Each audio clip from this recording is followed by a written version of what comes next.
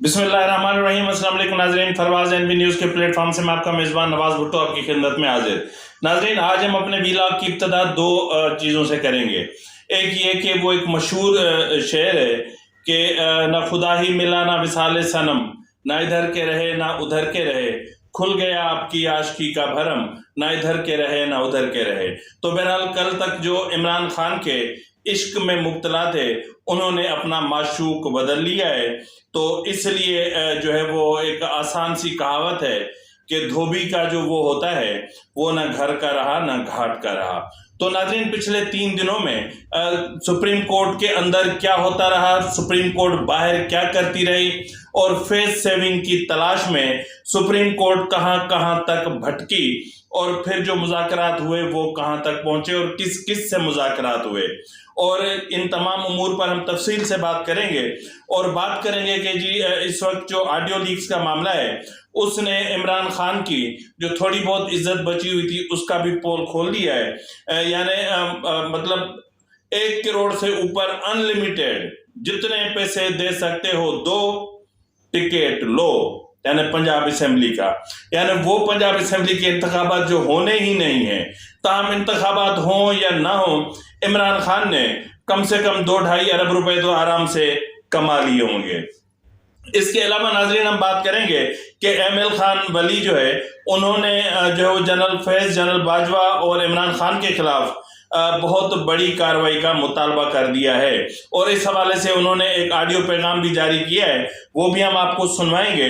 और ये भी आपको बताते चलें कि वजारत दिफा की तरफ से मुज़ाकरात कामयाब होने के बाद, ये जहन में रखिएगा आपके मुज़ाकरात कामयाब होने के बाद वजारत दिफा की तरफ से सुप्रीम कोर्ट में जो अपना 14 मई के इंतखाबात, 14 मई के हवाले से, यानी इंतखाबात के हवाले से जो दरख्वास्त दायर की थी कि इंतखाबात एक साथ करवाए जाए, तो उसके हवाले से जो सुप्रीम कोर्ट ने फैसला दे रखा था कि 14 मई को हर सूरत में इंतखाबात होंगे, तो उसके रिव्यू के लिए जो पिटीशन दाखिल की थी न सिर्फ वो समाअत के लिए मंजूर हो गई है, बल्कि चीफ जस्टिस की सरबराही में हम ख्याल बेंच भी तश्कील दे दिया गया है।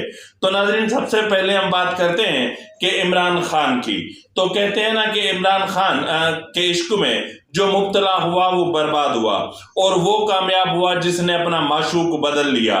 तो जिन्होंने अपना माशूक बदला वो फायदे में रहे, और जो इश्क इमरान में अंधों की तरह मुब्तला रहे वो बर्बाद हुए। तो इस वक्त सिचुएशन ये है कि आपको पता होगा कि 2 दिन पहले सुप्रीम कोर्ट में सुबह से लेकर शाम तक, क्योंकि सुप्रीम कोर्ट ये जानती थी कि हुकूमत किसी सूरत इंतखाबात नहीं करवाना चाहती, और इसी हवाले से पार्लियामान का जो लबो लहजा था वो बहुत सख्त था, यानी ऐसा लबो लहजा जो पार्लियामान का होना चाहिए था, जो एक डेमोक्रेटिक इंस्टीट्यूशन का होना चाहिए था, जो एक डेमोक्रेटिक इंस्टीट्यूशन का अपने वकार के दिफा के लिए होना चाहिए था, जो एक पार्लियामान का अपने आइन के दिफा और तहफ़्फ़ुज़ के लिए होना चाहिए था, और पार्लियामान का वो रवैया जो अपने फैसलों को इज्जत दिलवाने के हवाले से होना चाहिए था।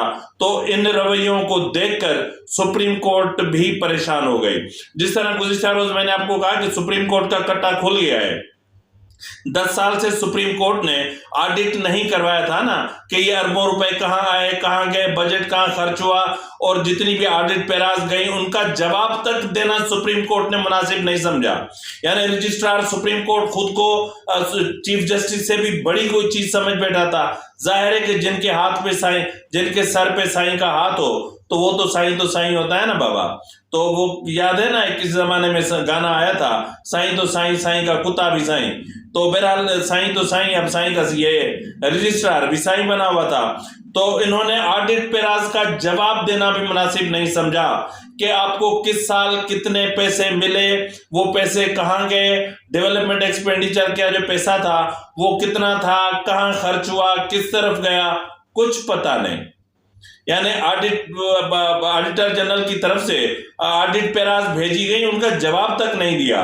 तो बहरहाल जो है वो आपको पता है कि अपना गुलाम महमूद डोगर केस से शुरू होने वाली कहानी जो है वो आकर के 184(3) पर रुकी, और 184(3) के बाद عدالت فیصلے پہ فیصلہ دیتی رہی، ڈیڈ لائن پہ ڈیڈ لائن دیتی رہی. ابھی جب 14 تاریخ کو انہوں نے ڈیڈ لائن دی تھی جو 17 تاریخ کو ختم ہوئی، جب ان کو پتہ چلا، یعنی سے پہلے ان کو پتہ چل گیا تھا، اپنا الیکشن اپنا اسٹیٹ بینک نے اور جو وزارت خزانہ ہے اور اس کے علاوہ جو اپنا قائمہ کمیٹی برائے خزانہ تھی ان کی جو رپورٹ آئی تھی، اور اس کے بعد جو پارلیمان نے قرار اپنا جو ان کے سپلیمنٹری جو بل تھے جس طرح ان کو ریجیکٹ کر دیا تھا، تو اس کے بعد ان کو یقین ہو چلا تھا کہ اب کچھ نہیں ہو سکتا. تو ناظرین اس کے علاوہ اب میں آپ کو بتاتا ہوں کہانی شروع کیسے ہوئی. کہانی شروع ایسے ہوئی کہ چیف جسٹس صاحب نے پنڈی میں کسی سے رابطہ کیا کہ جی مجھے بڑے صاحب سے ملنا ہے، تو بہت سارے امور ہیں اور ان پہ بات کرنی ہے. تو بہرحال جی وہ رابطہ بڑا کامیاب رہا، سکسیسفل رہا. تو موصوف جو ہے وہ ظاہر ہے کہ پنڈی چلے گئے اور وہاں پر بڑے صاحب سے ملاقات ہوئی اور بڑے صاحب سے گلے شکوے ہوئے کہ ہم تو آپ کے ساتھ بہت اچھا چل رہے تھے اور آپ ہی نے منہ پھیر لیا ہے ہم سے، اور یہ ہے وہ ہے. تو بڑے صاحب نے 2 ٹوک الفاظ میں کہا کہ ہم کسی کے ساتھ نہیں ہیں، ہم کسی کے ساتھ نہیں ہیں. اگر ہم کسی کے ساتھ ہیں تو وہ صرف آئین ہے. آئین سے ہٹ کر نہ فل اسٹاپ پر کمپرومائز ہوگا نہ کوما پہ کمپرومائز ہوگا. تو اس لیے آپ کو بھی چاہیے کہ آپ بھی اپنی حدود میں آ جائیں، ان حدود میں جو آئین نے آپ کی حدود مقرر کی ہیں. تو اس میں ایکسٹرا جو ہے وہ فیور لینا دینا یہ چیزیں ممکن نہیں ہیں. اور آپ کو اس وقت پتا ہونا چاہیے کہ خیبر پختونخوا میں ایک جنگ چھڑی ہوئی ہے. ظاہری طور پہ میڈیا پہ اتنا سب کچھ نہیں آ رہا، لیکن حقیقت یہی ہے کہ خیبر پختونخوا پولیس اور پیراملٹری فورسز کی طرف سے ایک جنگ چھڑی ہوئی ہے. ہمارا جو دفاعی ادارہ ہے یوں سمجھ لیں کہ ایک جنگی حالت میں مبتلا ہے. تو انہوں نے کہا کہ اس وقت ہماری کنڈیشن یہ ہے اور پنجاب پولیس کی کنڈیشن یہ ہے کہ کچے میں ایسا لگ رہا ہے کہ جیسے وہ کسی دشمن ملک سے لڑ رہے ہیں.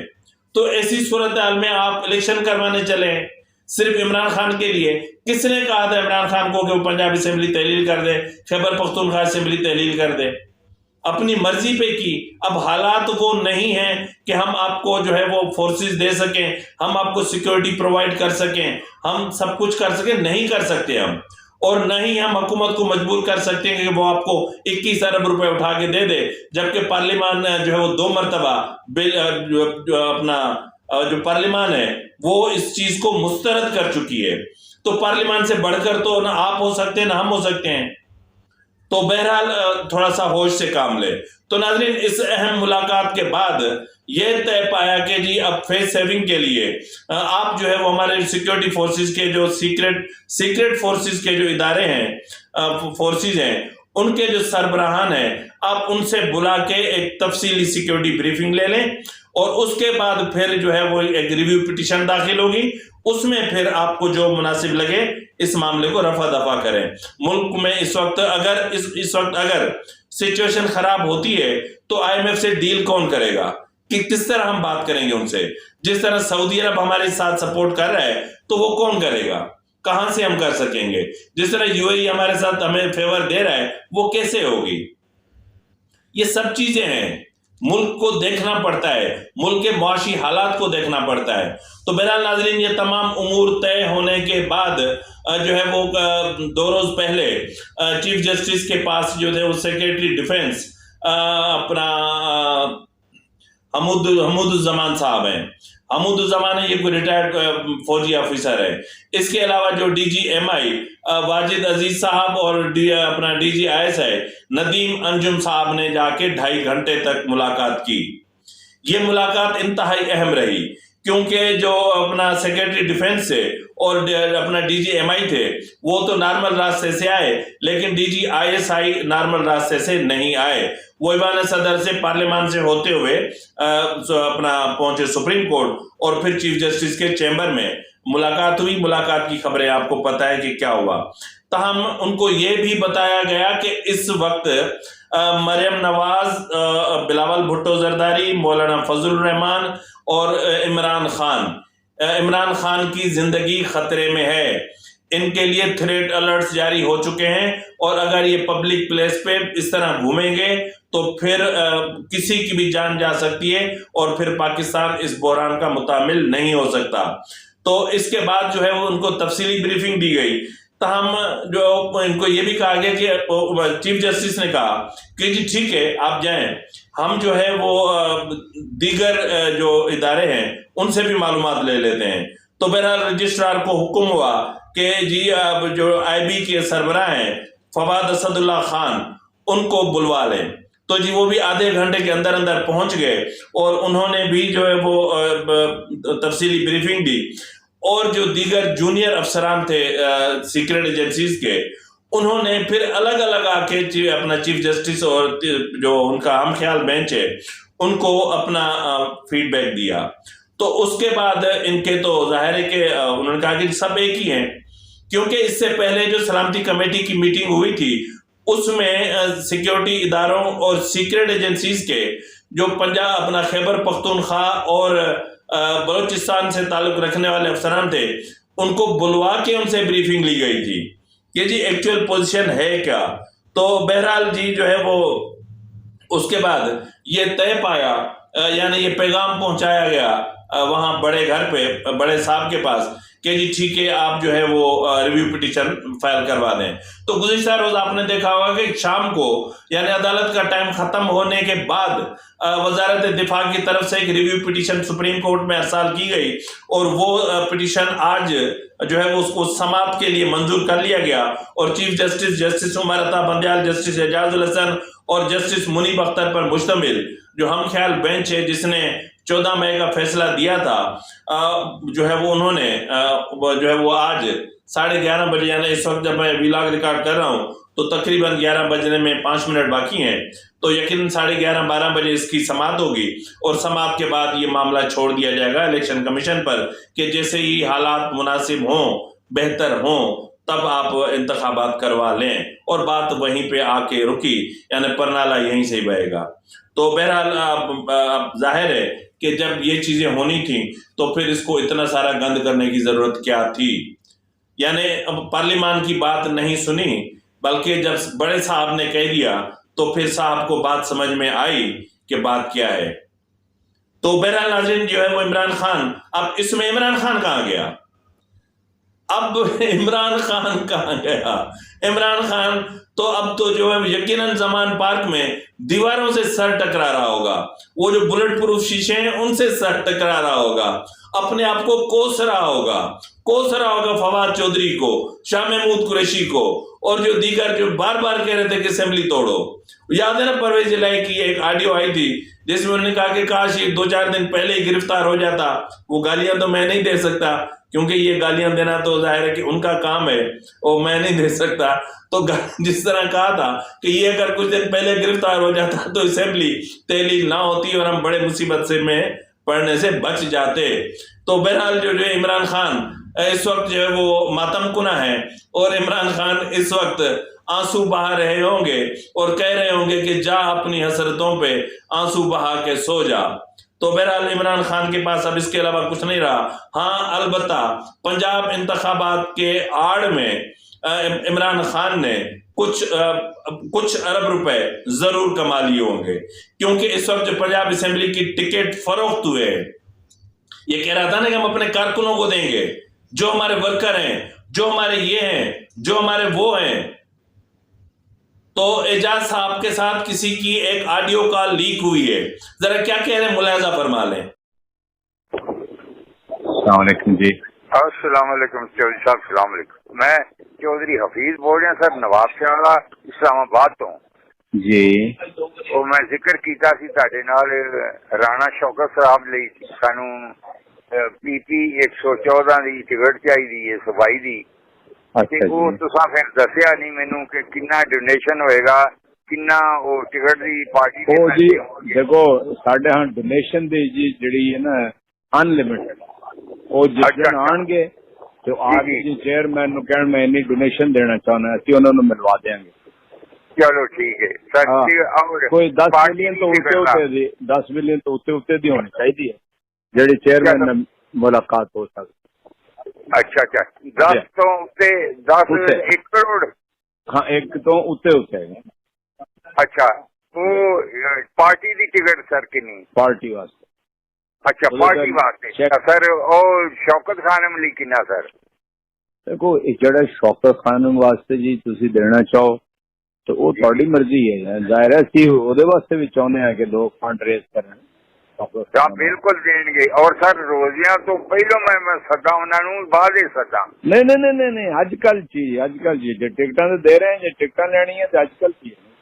ਚਲੋ ਸਰ ਪਹਿਲਾਂ ਮੈਂ ਕੱਲ ਨਿਕਲਾਂਗਾ 28 ਤਾਰੀਖ ਨੂੰ, ਸੱਦ ਲਵਾਂ ਉਹਨਾਂ ਨੂੰ 28 ਨੂੰ? ਮੈਂ ਅਰਜ਼ ਕਰਨਾ ਜੀ ਅੱਜ ਕੱਲ ਤੁਸੀਂ 114 ਚ ਇੰਟਰਸਟਿਡ ਜੇ? ਹਾਂ 114 ਹੈ ਸਰ। 114 ਤੇ ਅੱਜ ਹੀ ਹੋ ਜਾਣਾ ਹੈ। 114 ਇੱਕ ਜ਼ਰਾ ਮਿਹਰਬਾਨੀ ਕਰੋ, ਨਹੀਂ ਕਿ ਮੈਂ ਤੇ ਇਸਲਾਮਾਬਾਦ ਸਰ। ਇਹ ਤੇ 114 ਵਾਸਤੇ تو دن ہی نہیں ہے کہ گزر گیا. فیصلہ آباد اس وقت چل رہے ہیں. فیصلہ آباد چل رہے ہیں سر. وہ پھر میں سد لوا انہوں. جی جی جی چلو ٹھیک ہے میں سد لینا.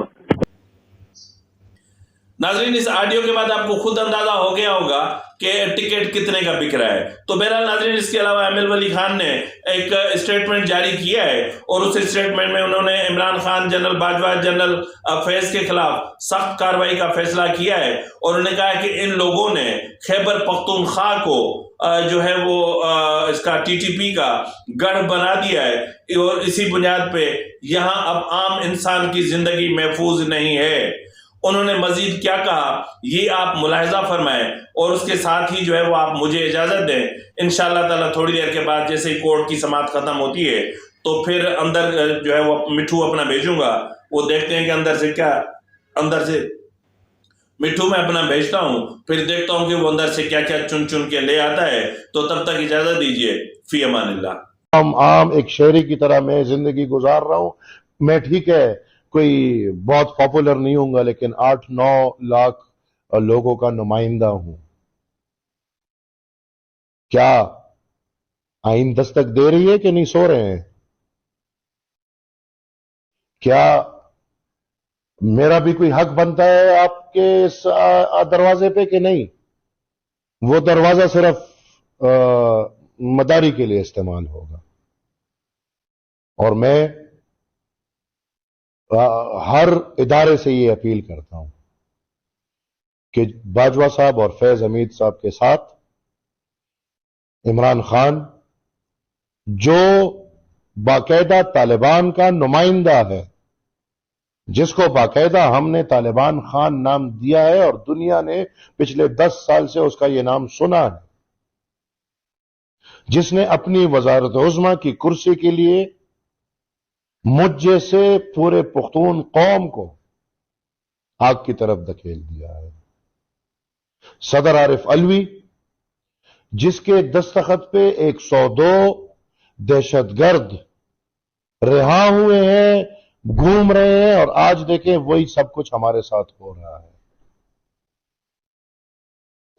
اس کے ساتھ ساتھ محمود خان اور طالبانوں کا نمائندہ ترجمان سیف اس کا